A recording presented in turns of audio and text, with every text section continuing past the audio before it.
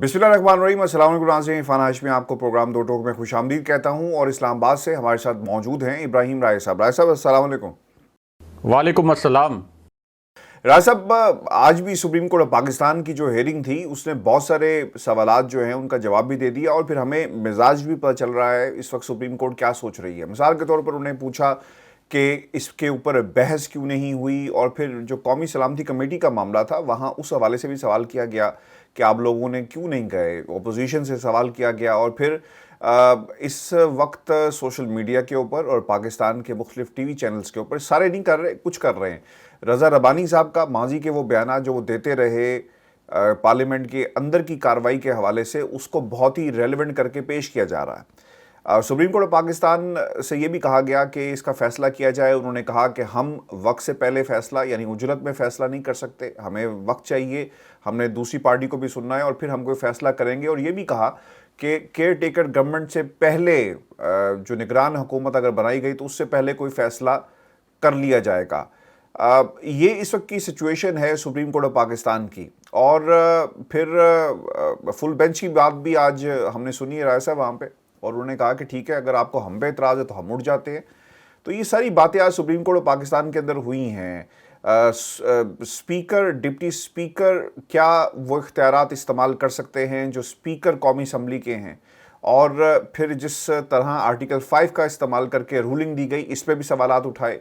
जजेस काफ़ी चाहते हैं कि इसका फ़ैसला जल्द से जल्द हो और इसे ज़्यादा प्रोलॉन्ग मत किया जाए। इसमें राय साहब बहुत सारे सवालात भी हैं, मैं चाहूँगा कि वन बाय वन हम उनको ओपन करें और आपके सामने रखूँ कि क्या अगर ये फ़ैसला निगरान हुकूमत के हवाले से और उससे पहले इसको प्रोलॉन्ग ज़रा सा भी किया गया तो फिर ऐसा तासुर शायद मिल पाए कि जो कुछ हो गया ठीक है, अब हमें आगे की बात करनी है। जो वाइब्स आ रही हैं हुकूमत की तरफ से, अब हुकूमत तो नहीं है, जो हुकूमत कुछ दिन पहले तक थी वो तो इलेक्शन मोड में जा चुके हैं। आपके डी चौक में इस वक्त मेले का समा है, लोग पहुंचे हैं, तमाम जो साबिक वफाकी वज़रा थे उनकी टीम के लोग, जो कुछ सेनेटर्स हैं वो भी वहाँ पे मौजूद हैं, और इतलात ये थी कि शायद इमरान खान साहब भी वहाँ पे जाएंगे।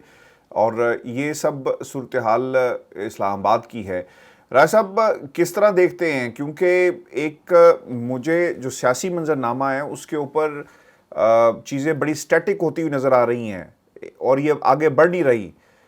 वो जमातें जो माजी के अंदर, बल्कि कुछ रोज़ पहले ये कह रही थी कि इस हुकूमत को घर भेज के हम इलेक्शन मोड में चले जाएंगे, और सवाल उठाए जा रहे थे। पाकिस्तान पीपल्स पार्टी कहती थी कि हमें फौरी इलेक्शन में नहीं जाना चाहिए।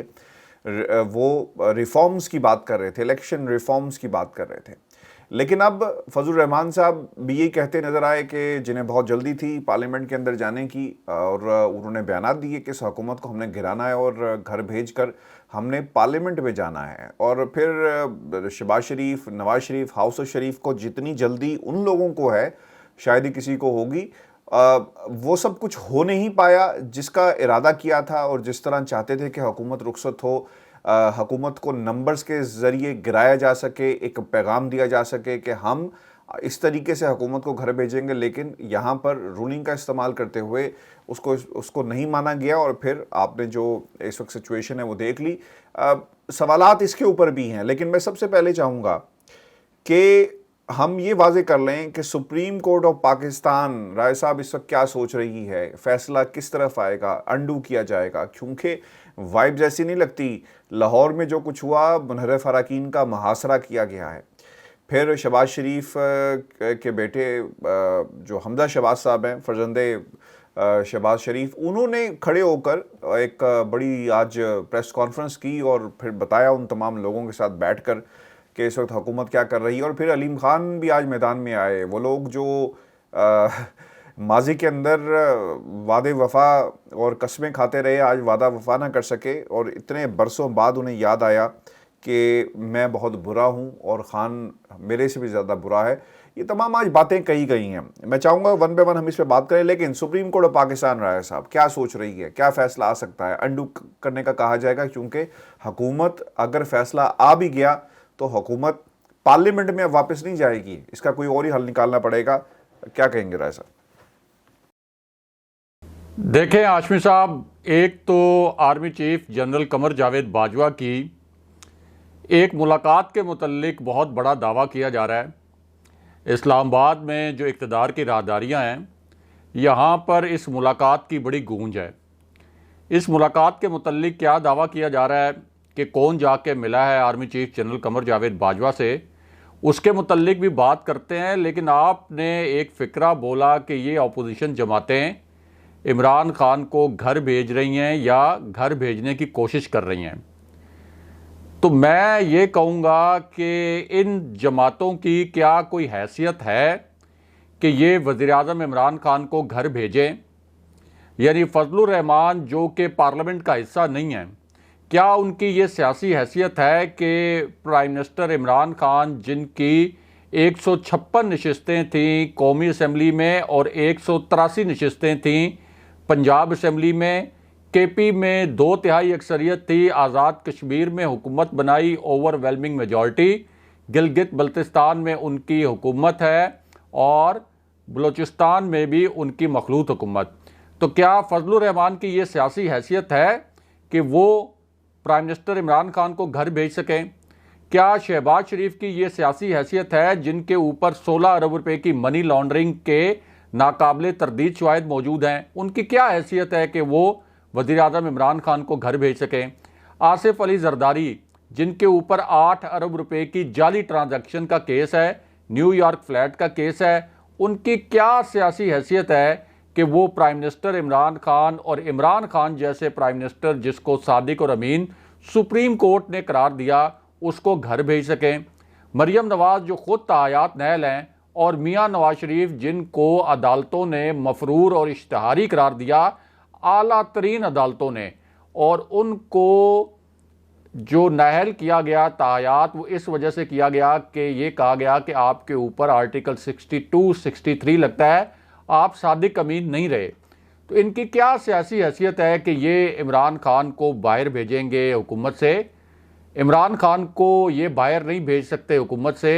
ये तो 3.5 साल से कोशिश कर रहे थे कि वज़ीर-ए-आज़म इमरान खान की हुकूमत को ख़त्म करें। क्या ये हुकूमत ख़त्म करने में कामयाब हो गए थे?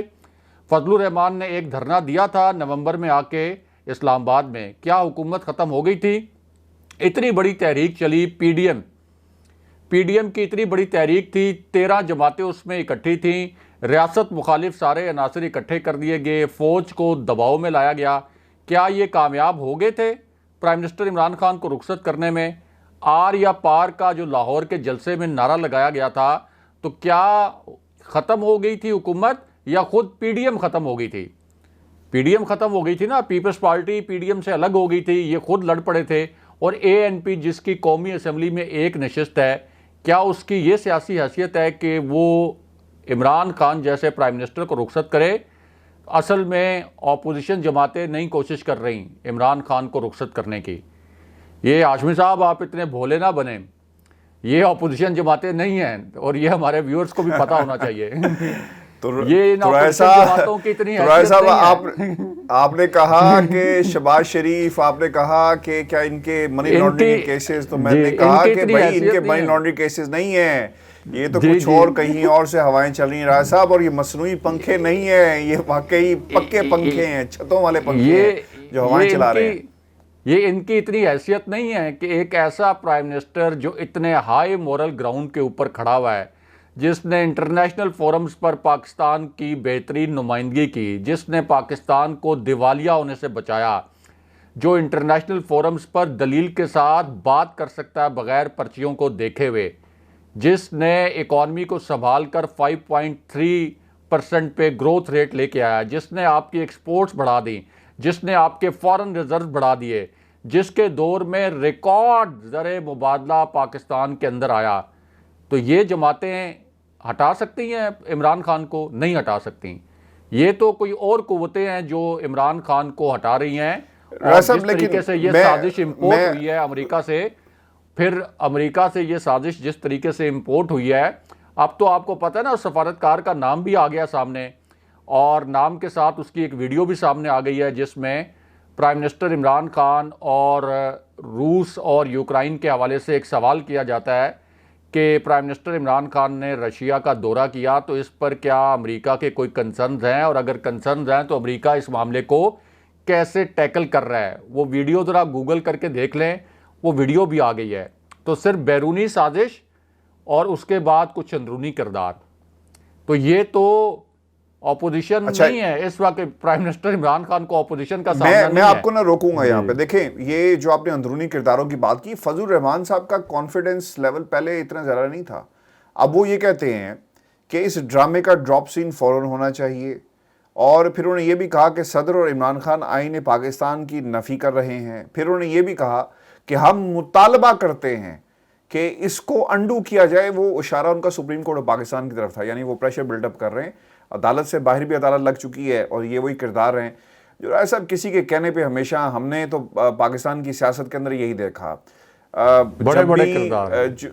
जो रिलीजन है या मजहब कार्ड जो प्ले किया जाता है, इसमें कुछ ताकतें नहीं, एक ही ताकत होती है। और फिर दूसरी सबसे इंटरेस्टिंग बात यह है कि सिक्योरिटी की ब्रीफिंग के कानूनी मुस्तहक अब इमरान खान नहीं रहे, ये फजल रहमान साहब कह रहे हैं। अब ये इतना प्रेशर, और फिर ये जो जुमला उन्होंने कहा कि DGISI को बुलाकर ब्रीफिंग ली जाए, सुप्रीम कोर्ट से ये मुतालबा कर रहे हैं। देखें, ये आम आदमी चाहे वक्त का हुक्मरान ही क्यों ना हो, अदालतों से सर मुतालबे किए जाते हैं या इस्तदा की जाती है। मिजाज कुछ अच्छे नहीं है फजल रहमान के, जिस तरह के उनके तेवर हैं और जिस किस्म की वो बातें कर रहे हैं। राज साहब, पीछे कोई खड़ा ही हो तो फिर ऐसी बातें होती हैं, इसके अलावा नहीं होती। आपको किसी का भरोसा हो, किसी की आपको आशीर्वाद हासिल हो, किसी की थपकी हो, कुछ ना कुछ हो, तो ये बातें होती हैं। जो फजल रहमान साहब ने ये बातें शुरू कर दी हैं। और फिर राय साहब, मैं जिस तरह चीज़ों को यहाँ पर बरतानिया से मैं बैठ कर देख रहा हूँ, ये एक मारधाड़, एहतजाज, धरना, और फिर इसके बाद हम ये देखेंगे कि लड़ाइयाँ होंगी। और दूसरी तरफ सिंध बार ने भी ऐलान कर दिया ताले लगाए जाएंगे, वकील सड़कों पर आएंगे। और वकील कैसे आते हैं आपको पता है, हर जमात का एक अपना लॉयर्स विंग है जो उसको इस्तेमाल किया जाता है। आपने पाकिस्तान बार काउंसिल का हाल देख लिया, एहसन कौन साहब यहाँ बैठे रहे, जो कुछ करते रहे। तो ये फजल रहमान साहब, जो ताकतें जो ये बाहर आएंगी, सर राय साहब किसी न किसी के कहने पे तो आ रही हैं। अब तो अमेरिका से जो आपके ताल्लुकात हैं एक्सपोर्ट्स के हवाले से, यहाँ पर आकर टेलीविजन चैनल्स के ऊपर आकर बाकायदा आपके सनतकार, मैन्युफैक्चरर्स बयान दे रहे हैं अमेरिका के हक में। देखें, मैंने जिस वीडियो की बात की है, उस वीडियो को अगर देखा जाए तो उसमें सारी बात वाज़ेह हो जाती है कि ये मामला कहाँ से शुरू हुआ, कब ये तहरीक अदम एतमाद एक्चुअली प्लान की गई, इसको कौन एग्जीक्यूट करवा रहा है, और कौन कौन से किरदार बैरूनी इसके अंदर शामिल हैं, और फिर अंदरूनी किरदार कौन है। तो एक बात तो तय है कि ये ऑपोजिशन का और इमरान खान का मुकाबला नहीं है, ये इमरान खान का और बहुत सी दीगर क़ुव्वतों का मुकाबला है। और इमरान खान के पास ऑप्शन इसलिए महदूद हैं कि वो कभी भी नहीं चाहेंगे कि इस लड़ाई के अंदर वो उस नहज पे चले जाएं जहां पर इस मुल्क में कोई ऐसी सूरत हाल पैदा हो जाए कि कोई हादसा हो जाए, कुछ सानिया हो जाए, कोई तफरीक पैदा हो जाए और कोई इंतशार पैदा हो जाए। बहरहाल, अब ज़रा army chief general Qamar Javed Bajwa की जो मुलाकात के मुतल्लिक दावे किए जा रहे हैं उन पर बात करते हैं, और फिर आगे सुप्रीम कोर्ट के हवाले से भी बात करते हैं। एक तो ये कहा जा रहा है कि army chief general Qamar Javed Bajwa से, अगेन मैं ये कह रहा हूँ कि दावा किया जा रहा है, इस्लामाबाद में ये इतला गर्दिश कर रही है, हम साफ़ियों तक भी ये इतला पहुँची है। तो ये दावा किया जा रहा है कि army chief general Qamar Javed Bajwa के साथ एक मुलाकात हुई है, और ये एक ऐसी मुलाकात है कि जिसमें आप ये कह सकते हैं कि कोई पॉलिटिकल फिगर जाके नहीं मिला, कोई सियासी शख्सियत जो है वो जाके नहीं मिली, ना कोई ऑपोजिशन की, ना ही कोई हुकूमत की। यानी इससे पहले जिस तरह से फवाद चौधरी और परवेज़ खटक मिले थे तहरीक अदम एतमाद के टेबल होने से पहले, उस तरह से ना हुकूमत की कोई शख्सियत, ना ही कोई ऑपोजिशन की शख्सियत। अब कहा यह जा रहा है कि आपका जो कानूनी निज़ाम है इस वक्त, उस कानूनी निज़ाम से जुड़ी हुई कोई शख्सियत है जो कि army chief general Qamar Javed Bajwa के पास गई है और जनरल बाजवा से मिली है।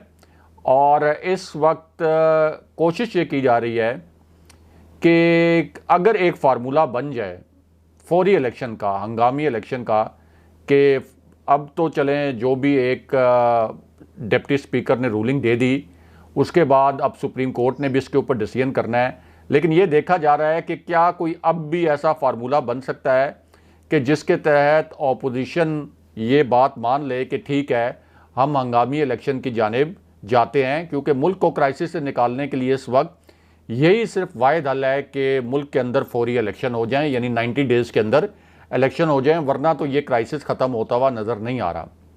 तो इस किस्म की जो मुलाकात है उसकी बाज़गश्त है इस्लामाबाद में। अब आ जाएं सुप्रीम कोर्ट की तरफ। देखें, सुप्रीम कोर्ट के पास ये जो केस है, अब सुप्रीम कोर्ट ने ये फ़ैसला करना है कि क्या बिलावल भुट्टो, शहबाज शरीफ, फजलुर रहमान, पूरी अपोजिशन, या अगर आप जो कहते हैं हम कि अमेरिका से एक ख़त आया जो इस्टेब्लिश हो गया नेशनल सिक्योरिटी कमेटी की मीटिंग में, जहां जनरल बाजवा भी मौजूद थे और DGISI भी मौजूद थे और दीगर सर्विसेज चीफ्स भी मौजूद थे, तो वहाँ ये इस्टेब्लिश भी हो गया कि ये धमकी आमेज़ ख़त आया था। तो उसके बाद क्या जो डिप्टी स्पीकर की रूलिंग है उसको सुप्रीम कोर्ट ख़त्म कर सकती है? यानी एक तो पहले ही बहुत से कानूनी माहिरीन ये कहते हैं कि जो पार्लियामेंट की प्रोसीडिंग्स हैं, स्पीकर की और डिप्टी स्पीकर की जो रूलिंग्स होती हैं, उसको एक आईनी तहफ़्फ़ुज़ हासिल होता है। ये हाल ही में इस्लामाबाद हाई कोर्ट ने, आप देख लें कि जो चेयरमैन सेनेट का इलेक्शन था, उस वाले से जो पटिशन गई थी इस्लामाबाद हाई कोर्ट में, वहाँ भी ये कहा गया था कि अदालत इसके अंदर बराह रास्त मुदाखलत नहीं कर सकती, और वो सेनेट का इशू था। और स्पीकर और डिप्टी स्पीकर की रूलिंग्स को तो ये कहा जाता है कानूनी माहिरीन की जानिब से कि एक आईनी तहफ़्फ़ुज़ हासिल होता है। अब इतवार को अदालत लगती है, फिर पीर को भी उसकी समाअत होती है, अब आगे मंगल को भी समाअत है। तो इस पूरी सूरत हाल में जो 5 रुकनी लार्जर बेंच बना है, इसके ऊपर ये बहुत बड़ी जिम्मेदारी है कि जब एक ओपन सीक्रेट, ये चीज़ ओपन सीक्रेट है अब के हुकूमत का जाना एक रजीम चेंज है, इसको बैरूनी कुव्वतें सपोर्ट कर रही हैं। उन्होंने ये तहरीक अदम एतमाद लॉन्च करवाई है, शवाहिद मौजूद हैं।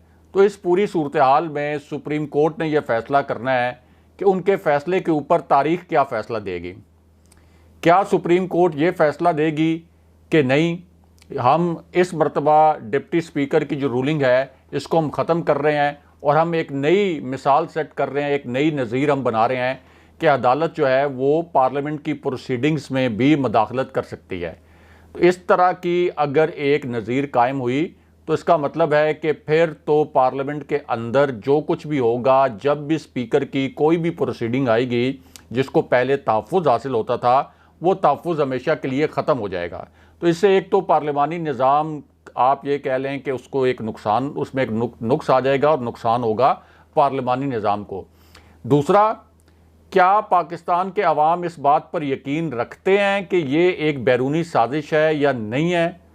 ये मेरा ख्याल है कि जज साहिबान जो हैं, अखबारात तो पढ़ते होंगे। आम तौर पर कहा जाता है कि जज साहिबान टीवी नहीं देखते, लेकिन आजकल तो जाहिर है 150 न्यूज़ चैनल है पाकिस्तान के अंदर और कोई 1,500 यूट्यूब चैनल। जी देख के लिए, देख के लिए। तो ये मुमकिन नहीं है कि वो हालात हादरा से बाखबर ना रहते हों, क्योंकि एक जज के लिए बहुत ज़रूरी है कि वह हालात हादरा से बाखबर रहे। जिस वीडियो का मैंने जिक्र किया वो वीडियो वायरल है, वो वीडियो भी ज़रूर इनकी नज़र से गुजरी होगी। तो इस पूरी सूरत हाल में ये कहना कि हमने उजलत में फ़ैसला करना है, जैसे चीफ जस्टिस के रिमार्क्स आए थे मंडे के हियरिंग में कि हमारी कोशिश है कि हम आज ही कोई मुनासिब फ़ैसला जारी कर दें, तो ये तो एक हुकूमत, एक इलेक्टेड प्राइम मिनिस्टर का मामला है। इसमें तो ये नहीं कहा जा सकता कि हम कोशिश करेंगे कि आज ही फ़ैसला जारी कर दें। इतनी उजलत तो नहीं होनी चाहिए।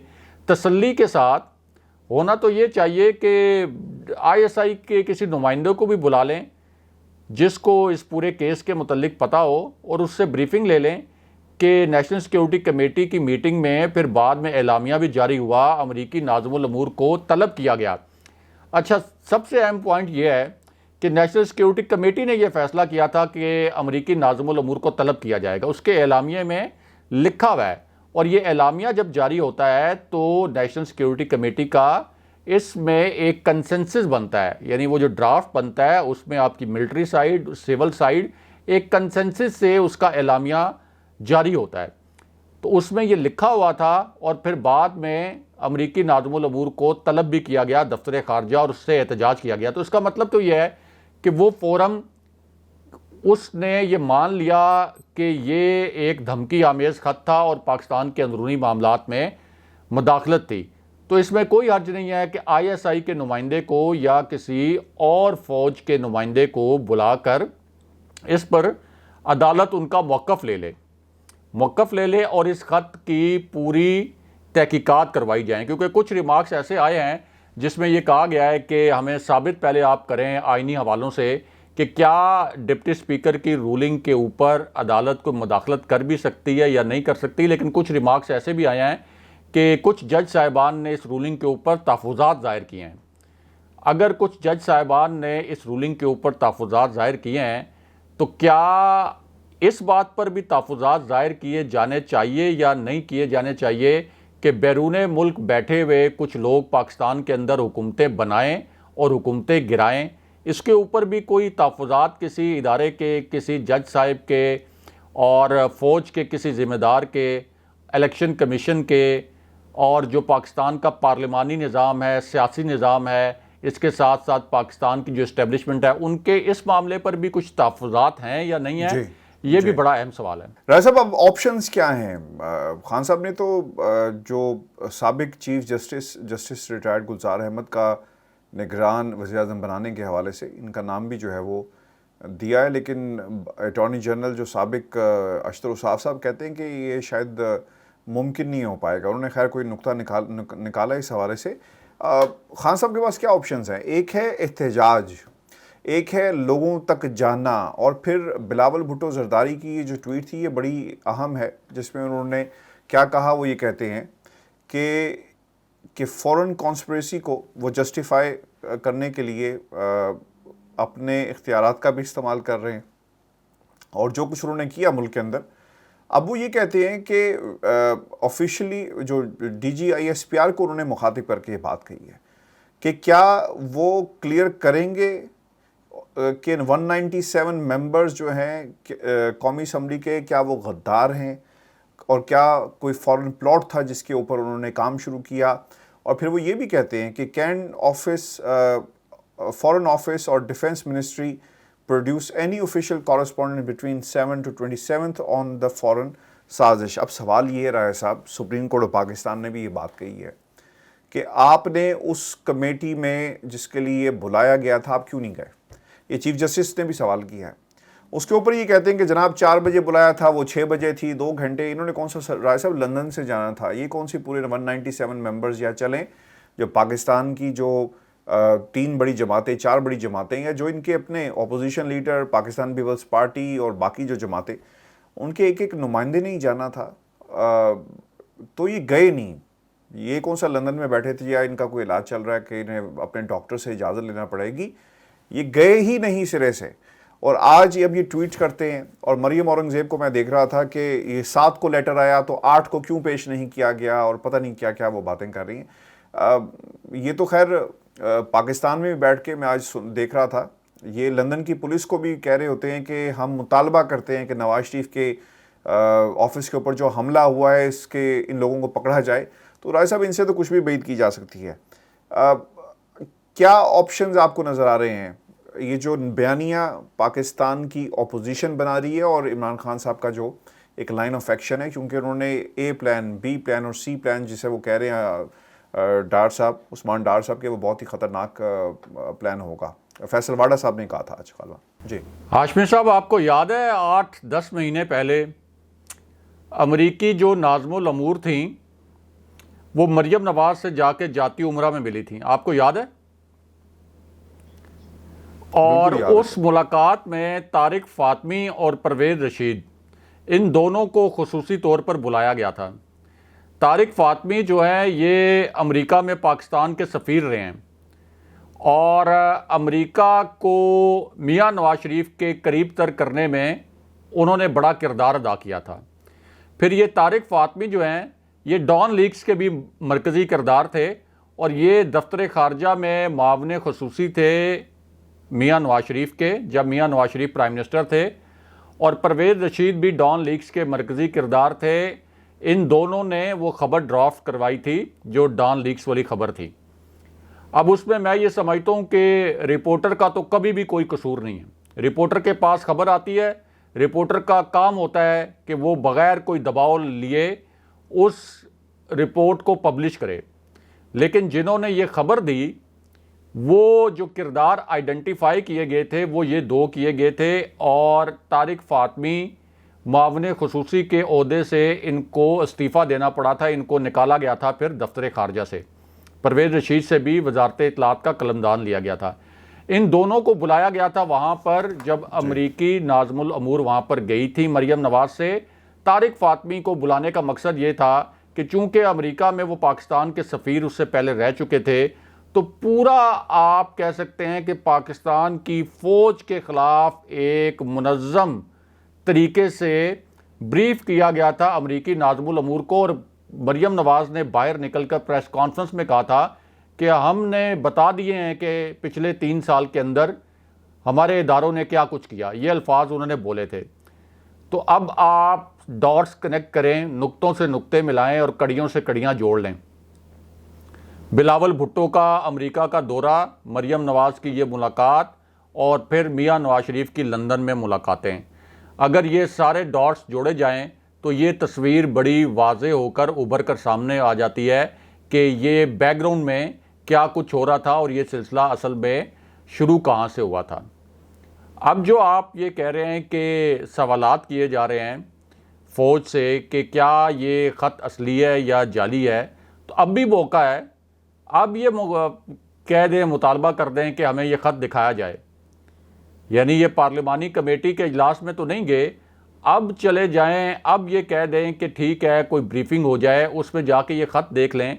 लेकिन ये ख़त देखने के रवादार भी नहीं है, क्योंकि इनको पता है कि वो ख़त असली है, वो धमकी आमेज़ ख़त है। और फ़ौज से क्या पूछ रहे हैं बार बार? फ़ौज तो बैठी हुई थी नेशनल सिक्योरिटी कमेटी के इजलास में, फ़ौज के जो सरबराहान हैं वो बैठे हुए थे, पाक फ़ज़ाइया के सरबराह वहाँ मौजूद थे, पाक आर्मी के सरबराह मौजूद थे, पाक बहरिया के सरबराह मौजूद थे, ISI के चीफ मौजूद थे, chairman joint chiefs of staff committee मौजूद थे। तो और किससे पूछना है? यही है ना फ़ौज, यही फ़ौज के सरबराह हैं। इन्होंने ही उस एलामिया में लिखा था कि हमारे अंदरूनी मामलात में मदाखलत की इजाज़त नहीं देंगे। इन्होंने ही उस एलामिया में लिखा था कि अमरीकी नाज़मुल अमूर को तलब किया जाए, उसको तलब भी किया गया और एहतजाज रिकॉर्ड करवाया गया। तो इसमें और कौन सी क्लैरिटी जो है वो बाकी रह गई है जो कि अपोजिशन चाहती है कि उसको दी जाए? और पीपल्स पार्टी का तो पूरा ट्रैक रिकॉर्ड है अमरीकियों के साथ साजबाज करने का। वो सबको मालूम है कि 2008 से 2013 का जो दौर था पीपल्स पार्टी का, उसमें पीपल्स पार्टी ने किस तरह से आउट ऑफ वे जाकर अमरीकी एडमिनिस्ट्रेशन की हेल्प की पाकिस्तान के अंदर CIA के जासूसों का एक नेटवर्क बनाने के लिए। शाह महमूद कुरैशी ने क्यों इस्तीफ़ा दिया था? रेमंड डेविस जो है वो कौन था, कैसे आया था पाकिस्तान? उसामा बिन लादेन वाला ऑपरेशन कैसे हुआ था पाकिस्तान में आसिफ अली जरदारी के दौर में? तो ये मामलात अब चूँकि 70 वाली दहाई, 80 वाला अशरा, 90 वाला अशरा नहीं है, ये इंटरनेट का दौर है, 4G का दौर है, LTE का दौर है। 1 मिनट के अंदर गूगल करें तो ये सारे हकायक सामने आ जाते हैं। इसलिए वो बहस जो ड्राइंग रूम्स में होती थी, इशारों कनायों में होती थी, वो बहस अब इशारों कनायों में नहीं हो रही। तो इसलिए प्राइम मिनिस्टर इमरान खान के पास ऑप्शन ये है कि वो लड़ें, और प्राइम मिनिस्टर इमरान खान लड़ रहे हैं, क्योंकि शिकस्त को तस्लीम करके हार के बैठ जाना ये कोई ऑप्शन नहीं है। आप देखें प्राइम मिनिस्टर ने जब लड़ने का फ़ैसला किया तो किस तरीके से लोगों में अवेयरनेस भी आई, लोगों को इस इशू का पता चल गया। अगर प्राइम मिनिस्टर इमरान खामोश रहते कि नहीं मैं अमरीकी साजिश के मुतल्लिक बात ना करूं, कहीं इस्टेब्लिशमेंट नाराज़ ना हो जाए, या अमरीकी मज़ीद नाराज़ ना हो जाएं, या कुछ और हल्के नाराज़ ना हो जाएं, तो ये पाकिस्तान के 22 करोड़ आवाम को ये अवेयरनेस ना आती कि ये असल में क्या हुआ था। दूसरा, प्राइम मिनिस्टर इमरान खान की मकबूलियत में बेपनाह इजाफा हो गया। जो हुकूमत की मकबूलियत कम हुई थी महंगाई की वजह से, वो सारी चीज़ें लोग भूल गए और प्राइम मिनिस्टर इमरान खान के साथ खड़े हो गए। तो ये होता है कि जब आप हक के ऊपर खड़े हो जाएं तो फिर आपको कुदरत भी फेवर करती है, मुख्तलिफ अवामिल आपके साथ मिलते चले जाते हैं और आपके हक़ में होते चले जाते हैं। अब एक तो अगर ये फार्मूला आ जाता है सामने कि ठीक है अब 90 दिन के अंदर इलेक्शन हो, ये तो पीटीआई को सूट करता है क्योंकि जिस किस्म का मोमेंटम उनके साथ है। दूसरा, पीटीआई के पास ये ऑप्शन भी है कि अगर सुप्रीम कोर्ट से उनके ख़िलाफ़ फ़ैसला आता है तो फिर उसके बाद ये इस्तीफ़े दे दें पंजाब असम्बली से भी, क्योंकि पंजाब असम्बली में भी अब जो चीफ़ मिनिस्टर का इलेक्शन है उसके लिए एक होटल में, जिस तरह से सिंध हाउस में इन्होंने अरकान असम्बली रखे हुए थे, अब हॉर्स ट्रेडिंग का मरकज़ लाहौर का एक होटल बना हुआ है। तो फिर यह है कि पंजाब असम्बली से भी ये इस्तीफ़े दें, एक आइनी बहरान पैदा करें ताकि जो हुकूमत में आकर अचीव करना चाहती है अपोजिशन, उसको उन मामलात को अचीव ना करने दिया जाए, यानी इंतखाबी इस्लाहात वगैरह को रिवर्स ना करने दिया जाए, क्योंकि इससे अगले इलेक्शन की शफाफियत पर बड़े सवालात उठेंगे। फिर प्राइम मिनिस्टर इमरान खान को अब ये भी करना है कि अगले इलेक्शन की शफाफियत के लिए गारंटीज भी मांगनी है, ज़मानत भी मांगनी है, क्योंकि जिन हालात में उनकी हुकूमत को रुखसत करने की कोशिश की जा रही है उससे तो ये वाइब्स आ रहे हैं, ये इशारे आ रहे हैं कि इनको अगला इलेक्शन जीतने नहीं दिया जाएगा और इनके लिए मुश्किलात खड़ी की जाएंगी, क्योंकि जो कुव्वतें इस वक्त इस हुकूमत को रुखसत करना चाहती हैं वो दोबारा तो उनको लाना नहीं चाहेंगी। तो इसलिए वो भी इनके लिए एक चैलेंज है। तो प्राइम मिनिस्टर इमरान खान के पास लड़ने के अलावा कोई और ऑप्शन नहीं है, हक पे खड़े रहने के अलावा कोई और ऑप्शन नहीं है। इसी वजह से प्राइम मिनिस्टर इमरान खान ने, आप देखें कि डी चौक में एहतजाज वगैरह भी हुआ, पहले जश्न हुआ, लेकिन इस पूरी सूरत हाल में भी प्राइम मिनिस्टर इमरान खान कभी भी वो लाइन क्रॉस नहीं करेंगे जहां पर पाकिस्तान का नुकसान हो जाए। और एक जो लेटर लिखा है अब सदर आरिफ अलवी ने शहबाज शरीफ को कि 6 अप्रैल से पहले आप निगरान वज़ीर-ए-आज़म के लिए नाम दें, वरना फिर कानून और आइन के तहत फैसला किया जाएगा, यानी फिर कमेटी के पास ये मामला जा सकता है या हुकूमत जो है वो खुद कोई नामजद कर सकती है केयर टेकर प्राइम मिनिस्टर के लिए किसी को। तो सुप्रीम कोर्ट को भी कोई जल्दबाजी में फैसला नहीं करना चाहिए, क्योंकि ये इतना आसान मामला नहीं है कि आप कहें कि हम 2-3 घंटे में इस पे हर सूरत में ऑपोजिशन के दबाव पे कोई फैसला करेंगे। नहीं सर, टाइम लगेगा और ये लोग वापस पार्लियामेंट में नहीं जाएंगे, ये इलेक्शन ही होगा जो हालात नज़र आ रहे हैं। अभी से आज की शो तो अपने कमेंट्स भेजिएगा, चैनल को ज़रूर सब्सक्राइब करें और अपने भी आरा से हमें ज़रूर बताइएगा। मुझे और इब्राहिम राय साहब को इजाज़त दीजिए। अल्लाह ने के बाद। अल्लाह ने के बाद।